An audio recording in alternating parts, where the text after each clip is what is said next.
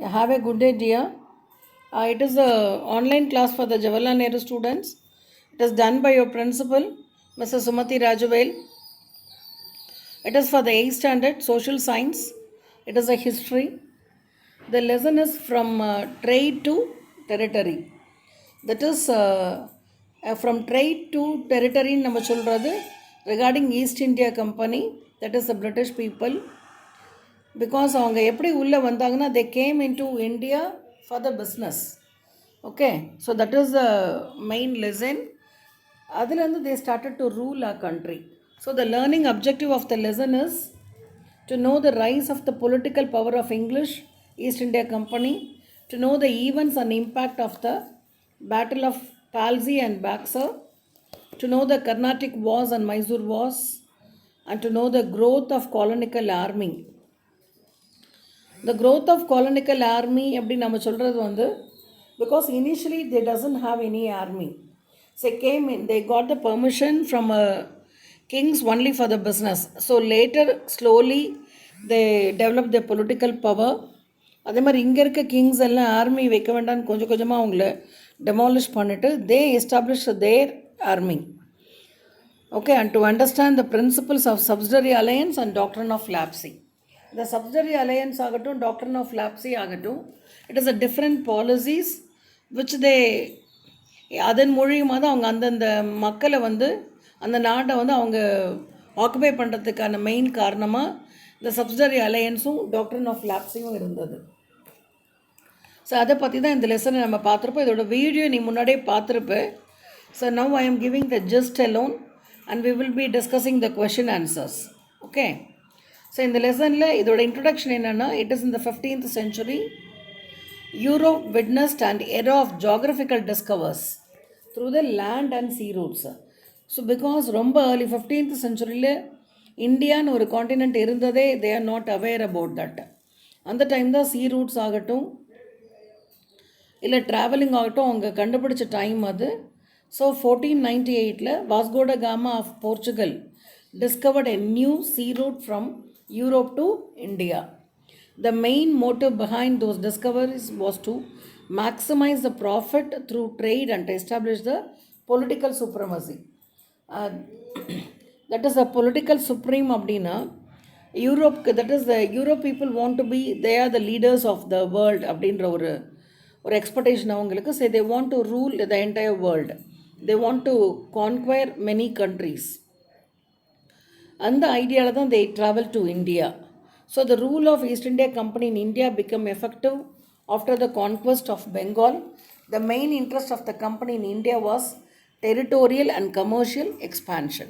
அவங்க இந்தியாவில் உள்ள வரத்துக்கு வந்து ஒன்று அந்த நாட்டை ஆக்குபை பண்ணணும், இன்னொன்று கமர்ஷியல் அப்படின்றது பண வருமானம்.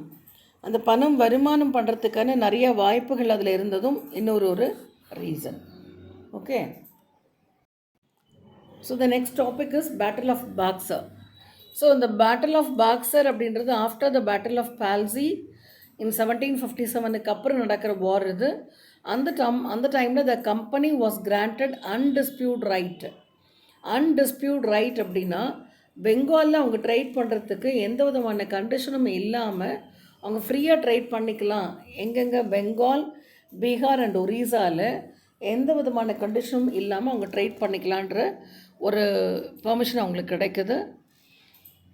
இதனால் கிட்டத்தட்ட 24 பர்கான்ஸ் அப்படின்னா இப்போ நம்ம டிஸ்ட்ரிக்ட்னு சொல்கிறோம்ல, அந்த மாதிரி பழைய வார்த்தை அது. பெங்காலில் இருக்கக்கூடிய கிட்டத்தட்ட முக்கால்வாசி இடங்களில் அவங்க அதை பண்ணிக்கிறதுக்கான ரைட்ஸ் அவங்களுக்கு கிடைக்குது. அப்போ பெங்காலில் நவாபாக இருந்த மிர் ஜாஃபருக்கு இட் இஸ் கெட்டிங் இரிட்டேட்டட். அதனால் ஹீ டோன்ட் வாண்ட் டு, அதே மாதிரி he want to pay the arrears. Though Mir Jaffer அப்படிங்கிறது he was a Nawab of Bengal.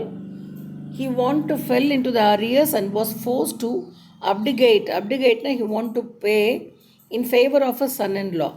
Because Mir Jafar was having ரொம்ப எகெயின்ஸ்டாக ஈஸ்ட் இந்தியா கம்பெனிக்கு நிற்கலை. பட் அவரோட சன்-இன்-லா Mir Qutham he was totally against to that. அதனால் அவர் கட்ட வேண்டிய பணம் அவங்க கட்டக்கூடிய சூழ்நிலைகள் இருக்குது. And he started the war also. So he ceded, Mir Kuzam ceded Bharadwan, Midnapur and சிட்டாகோங் இதை வந்து அவர் ஆக்குபை பண்ணிவிட்டு அவரோட capital is shifting from Murshidabad to மூங்கருக்கு மாற்றிக்கிறாரு. அண்ட் அதே மாதிரி Mir has revolted. He was angry with the British for misusing the டெஸ்டக்ஸ்னால் because Bengal அவங்க ஃப்ரீயாக ட்ரேட் பண்ணலாங்கிறத வந்து பிரிட்டிஷ் ஸ்டார்டட் டு மிஸ்யூஸ். இது எல்லாமே அவருக்கு இரிட்டேட்டடாக இருக்குது. However, having been defeated by the British, he fled to Awadh, where he formed an association with the Shujaud Daulah and Shah Alam. இவங்க ரெண்டு பேர்த்தோடையும் ஒரு ஃப்ரெண்ட்ஷிப் அவர் டெவலப் பண்ணிக்கிறாரு. அவங்களோட சேர்ந்து தான் அந்த பேட்டில் ஆஃப் பாக்ஸரை மிர்குசம் பண்ணுறாரு. ஓகே, பிகாஸ் மிர்குசம் பண்ணுறதுக்கான ரீசன் என்னன்னா, பிகாஸ் அவங்களுக்கு பெங்கால்குள்ளே ஃப்ரீயாக ட்ரேட் பண்ணிக்கலாம், அவங்களோட வருமானம் பாதிக்கும் எல்லாமே இருக்குன்றதுனால, அதே மாதிரி அவங்களுடைய நாட்டோட உரிமையும் போகிறது அப்படின்றது மிர் ஜாஃபருடைய சன்னின்ல விரும்பலை. So he had a alliance with Shujaud தாவூதோடையும் ஷா அலாமோடையும் ஒரு ஃப்ரெண்ட்ஷிப்பை எஸ்டாப்ளிஷ் பண்ணிவிட்டு he went to the battle in 1764. அந்த பேட்டில் தான் battle of Buxar. Okay, so இதுதான் அதோட இன்ட்ரொடக்ஷன். அந்த என்டையர்லி அந்த வாரை பற்றி தான் அதில் பார்க்க போகிறோம். ஸோ அந்த வாரில் வந்து முக்கியமான questions we are discussing. So the first question is black hole tragedy. இந்த பிளாக் ஹோல் ட்ராஜடிங்கிறது என்னது அப்படின்னா,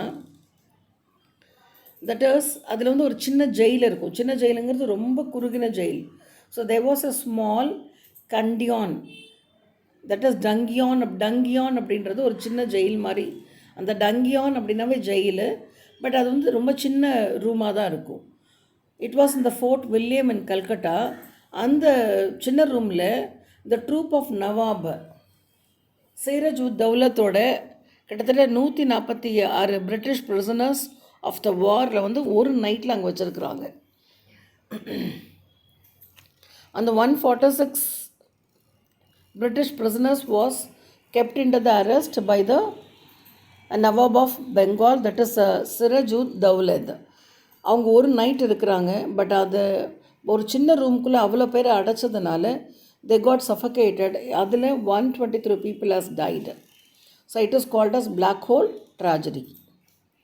And what was the benefits derived from the English after the battle of Plassey? Battle of Plasseyக்கு அப்புறம் அவங்களுக்கு கிடைச்ச பெனிஃபிட் என்னது? யாருக்கு? East India கம்பெனிக்கு, தட் இஸ் அ பிரிட்டிஷ் கம்பெனிக்கு. த company was granted undisputed right to have free trade with Bengal, Bihar and Orissa. அதன் மூலியமாக அவங்களுக்கு கிட்டத்தட்ட 24 பர்கான்ஸ் கிடைக்குது. ஓகே, பர்கான்ஸ் அப்படின்றது கிட்டத்தட்ட டிஸ்ட்ரிக்ட் மாதிரி. அடுத்து கர்நாடிக் வாஸ் அப்படின்றது it was done by the south people. Okay, இந்த 18th centuryயில் 3 Carnatic wars were fought between various Indian rulers, British and French East India Company on either side. British ஒரு பக்கம் இருக்காங்க, ஃப்ரான்ஸும் இருக்காங்க. இவங்க ரெண்டுக்கும் எதிர்த்து இந்தியன் ரூலர்ஸ் தொடர்ந்து பண்ணக்கூடிய வார் தான் கர்நாடிக் வார்ஸ்ன்னு சொல்கிறோம். இது first war, second war, third வார்னு 3 பேஸாக வார் கண்டக்ட் பண்ணுறாங்க. அந்த வார் எல்லாமே அதோட motive, they want to send the British and the France outside of the India. Traditionally, Britain and France were rival countries in Europe. ஆக்சுவலாகவே பிரிட்டனும் ஃப்ரான்ஸும் rival countries அப்படின்னா எனிமீஸ். ஸோ இவங்களோட rivalry continued in India also. அது மாதிரி பிரிட்டிஷும் ஃப்ரான்ஸும் எனிமீஸாக இருக்கிறதுனால அதே உணர்வு தான் அவங்க இந்தியாவுக்குள்ளே வந்தப்போ இருந்தது. அப்போ ஃப்ரெஞ்சு கண்ட்ரோலில் இருக்கக்கூடிய இந்தியா போர்ஷனை வந்து பிரிட்டிஷ் வாண்ட் டு ஆக்குப்பை, மாதிரி பிரிட்டிஷ் கண்ட்ரோலில் இருக்கக்கூடிய ஃப்ரெஞ்சு ஏரியாஸை ஃப்ரெஞ்ச் ஆக்குப்பை பண்ண, தட் இஸ் பிரிட்டிஷ் ஏரியாஸை ஃப்ரெஞ்ச் ஆக்குப்பை பண்ணணும்னு நினைக்கிறாங்க. பிகாஸ் அங்கே இருக்கக்கூடிய அந்த போட்டி அவங்களுக்கு இங்கேயும் இருக்குது. It resulted in the series of military conflicts in the south known as Carnatic wars. அப்போ இந்த கான்ஃப்ளிக்ட் எல்லாம் தான் கர்நாடிக் வார்ஸாக நடக்குது. It spanned from 1746 to 1763. The wars resulted in the establishment of political supremacy of British East India Company. இதோட result என்ன ஆகுதுன்னா, French was went out and British was able to strongly establish. அது மாதிரி Mysore we went to the some of the people நீங்கள்லாம் அதில் அந்த மைசூர் ட்ரிப்பில் இருந்திருப்பீங்க. We went to Mysore palace பார்த்தோம். அதே மாதிரி திப்பு சுல்தானோட இடங்கள்லாம் பார்த்தோம். And he was very strongly against to the British rule. அதனால் ரொம்ப பிரைவாக திப்பு ஆஸ் பிரிட்டிஷ் எதிர்த்து சண்டை போட்டார். So the state of Mysore rose to the prominence in the politics of south India under the leadership of Hyder அலி. ஹைதர் அலியோட சன்னு தான் Tipu Sultan. He played a prominent role against expansion of British rule in India. Both of them face the English with undoubtful courage. Hyder அலியும் சரி திப்பு சுல்தானும் சரி ரொம்ப கரேஜாக பிரிட்டிஷை எதிர்த்து சண்டை போட்டாங்க. In 1761 he became, that is de facto அப்படின்னா de factoனா real ruler of Mysore. He also proved to be the most formidable enemy of the English in India. Formidable அப்படின்னா frightened, பயமுறுத்தக்கூடிய எனிமியாக இங்கிலீஷ்க்கு திப்பு சுல்தான் இருந்தார். Mention the causes for the battle of the Baksa. Mir Kusam, the son-in-law of the Nawab of Bengal, revolted as he was angry with the British for misusing the free duty passes. What are the causes of the first Mysore war? அதோட cause என்னென்னா, Hyder Ali growing power and his friendly relations with the France became a matter of concern for the English East India Company. Because முன்னாடி நம்ம சொன்ன மாதிரி இங்கிலீஷும் ஃப்ரான்ஸும் they was the enemies. Hyder அலிக்கு ஃப்ரான்ஸோட நல்ல ரிலேஷன்ஷிப் இருந்ததுனால ஒரு பிரிட்டிஷுக்கு ரொம்ப ஸ்ட்ராங்கான எனிமியாக ஹைதர் அலி ஆகிடுறாரு. So the Marathas, the Nizam and the English entered into a triple alliance against Hyder Ali. So name the states signed into subsidiary alliance. The subsidiary alliance அப்படிங்கிறது ஒரு முக்கியமான அலையன்ஸ். இதை பற்றின டீட்டெயில் நம்ம பின்னாடி பார்க்கலாம். பட் இதில் சைன் ஆகி என்னென்ன இதெல்லாம் அதுக்கு பிரிட்டிஷுக்கு போச்சுங்கிறது தான் இது. That is Hyderabad. It was followed by Thanjavur and ஆதா, பேஷாவா, போன்சி, குவாலியர், இந்தூர், ஜெய்ப்பூர், உதய்பூர் அண்ட் ஜோத்பூர். இது எல்லாமே இந்த சப்சிடரி அலையன்ஸ் அப்படின்ற ஒரு அக்ரிமெண்ட் மூலிமா பிரிட்டிஷுக்கு போகுது. ஸோ இந்த லேட்டர் டாப்பிக்கில் சப்சிடரி அலையன்ஸ்னால் என்ன நம்ம வி கேன் முன்னாடியே படிச்சிருப்பேன். So again we can recollect that. So இந்த கர்நாடிக் வாஸோட ஃபஸ்ட்டு, செகண்டு, தேர்டோட இயர் இதில் இருக்குது. So write it there.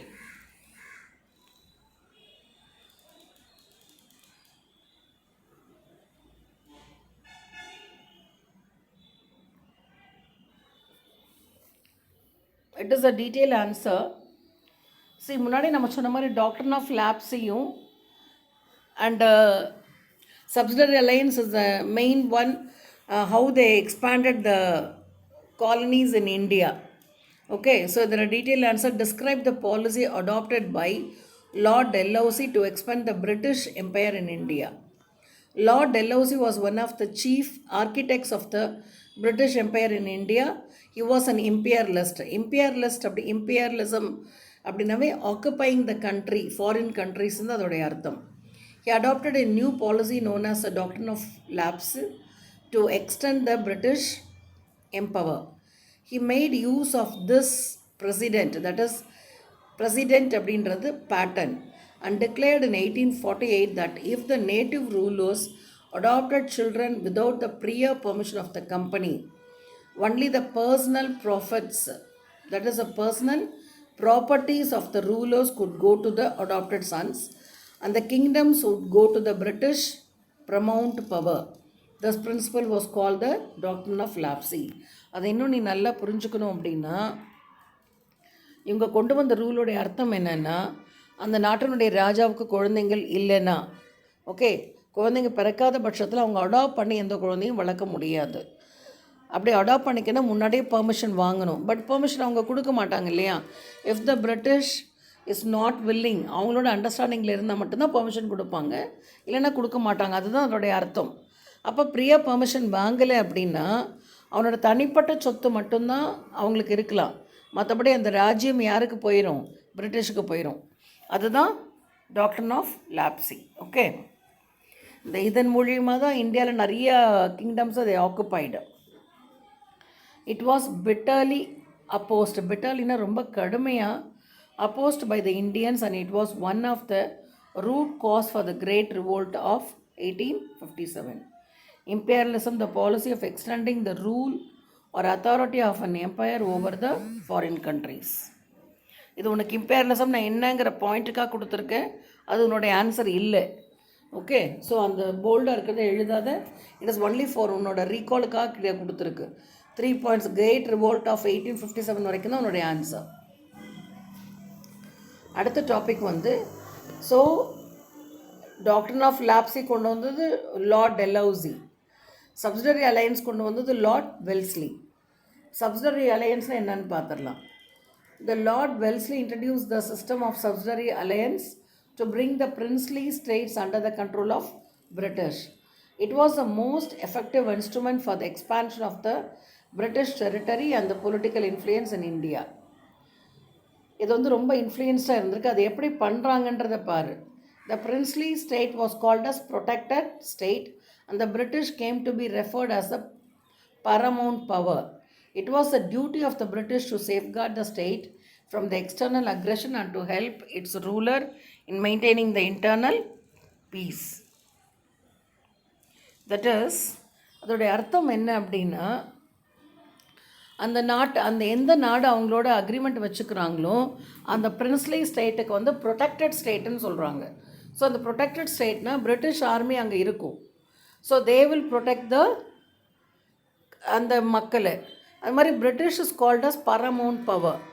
So the duty அந்த பிரிட்டிஷ் பீப்புள் தான், பிரிட்டிஷ் ஆர்மி தான் அங்கே இருக்கும். ஸோ இன்டைரக்டாக இஃப் யூஆர் அண்டர்ஸ்டாண்டிங், அந்த நாட்டுடைய ஆர்மிக்கு அங்கே வேலை இல்லை. பிரிட்டிஷ் ஆர்மி இருக்கும்போதே கொஞ்ச நாளில் the entire it can come to the British. No, it is happening in the subsidiary alliance.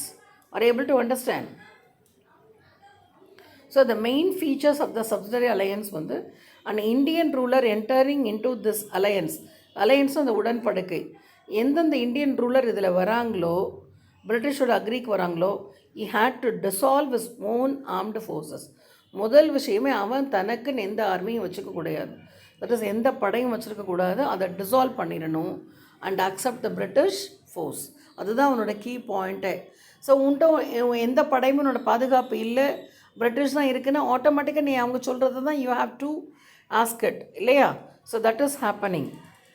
A British resident could stay in this capital. மாதிரி பிரிட்டிஷை சேர்ந்த ஒரு ஆஃபீஸர் அங்கே இருப்பாங்க. Towards the maintenance charges of the army, you should make annual payments or cede some territory permanently to the company. அது மாதிரி அவன் பிரிட்டிஷோட force அங்கே நிப்பாட்டி இருக்கிறதுனால அவங்களுக்கான மெயின்டெனன்ஸ் சார்ஜுக்கு ஆனுவல் பேமெண்ட் ஏதாவது வாங்கிக்கலாம். அப்படி இல்லை ஆனுவல் பேமெண்ட்டாக பண்ண முடியலையா, ஒரு சில பகுதிகளில் பெர்மனெண்ட்டாக கம்பெனி எடுத்துக்கலாம். All the non-English European officials should be turned out of a state. அதே மாதிரி இங்கிலீஷ் இல்லாத எந்த அஃபீஷியல் பீப்புள்ஸும் அந்த ஏரியாவில் இருக்க முடியாது. The native ruler should deal with the foreign states only through the English company. வேறு எந்த அடுத்த பக்கத்தில் இருக்க நாட்டோட இல்லை பக்கத்தில் உள்ள ராஜாங்கத்தோடு நீ கனெக்ட் பண்ணிக்கணுன்னா கூட you have to speak through English company only. The British should undertake to defend the state from the internal trouble as well as external trouble. நீ உள்ளேருந்து பிரச்சனை வந்தாலும் பிரிட்டிஷ் பார்த்துப்பாங்க, வெளியிலேருந்து வந்தாலும் அவங்க பார்த்துப்பாங்க. இதை வந்து இனிஷியல் ஸ்டேஜில் நல்லதாக அவங்கள சொல்லியிருப்பாங்க. But it is not good because அவங்களோட ஆர்மியே அவங்க உள்ளே கொண்டு வந்து நம்ம நாட்டில் நிப்பாட்டிட்ட மாதிரி தான் இருக்குது. Okay, that is the reason many of the places was occupied through subsidiary alliance. Okay dear, that choose the correct answer. உனக்கு அங்கே ஆன்சர் அதுலையுமே இருக்குது, இன்னையோ மெட்டீரியல்லையும் இருக்குது. So try to read it clearly and revise it properly. Okay.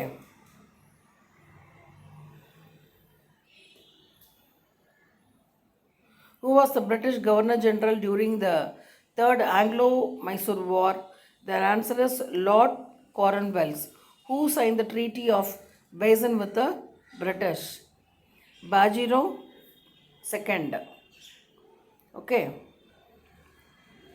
So revise all the one words and filling the blanks and match also. The answer is given there. The first one, Treaty of Aix-la-Chapelle. The first one, the answer is first Carnatic War. Second, the Treaty of Salbai. It is first Maratha War, Treaty of Paris, third Mysore War, and Treaty of Srirangapattinam. Third Anglo-Mysore War, Treaty of Madras, first Anglo-Mysore War. Okay, true or false? You read it, the right statement, the explanation is given there. See, then the false மட்டும் உதர பார்த்துடலாம். It is Hector Munro lead the British force in the Battle of Palsy. It is false. Because Hector Munro அவர் இங்கே இல்லை. Robert Clive has led the British forces. Amari third one, the outbreak of the Austrian War of Succession in Europe was lead to Second Carnatic War in India. The answer is, correct answer is, outbreak of the Austrian War of the Succession in Europe was lead to the First Carnatic War in India. Okay. Again the match is there. In this match the only the right answer, that is Battle of Vandavas is there, 1760. Okay. So dear students, revise all your question answers and write it there and write it 2 times. Okay. Good. Thank you, Ma.